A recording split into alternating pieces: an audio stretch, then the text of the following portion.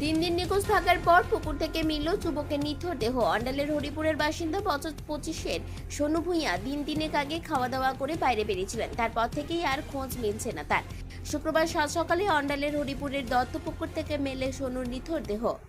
নাই আমি ওর ঘরে উঠি, ঘরে খাইতে যেত নিজে শিখতে দিয়ে পৌঁছ থেকে আমার ঘর যায় নাই। আমি বলি সকালবেলা ছেলেটা সকাল 6টার সময় 7টার সময় চা খেয়ে সেই বেরিয়েছে। ও কবে বেরিয়েছিল? পরশু বেরিয়েছে। পরশু? ঘরে যাচ্ছিল।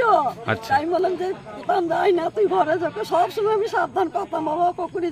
भैया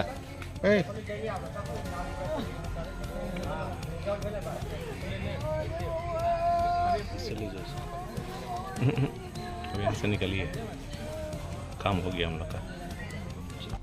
ময়নাতদন্তের জন্য পুলিশ মৃতদেহ হাসপাতালে পাঠিয়েছে। কী কারণে মৃত্যু খতিয়ে দেখছে পুলিশ।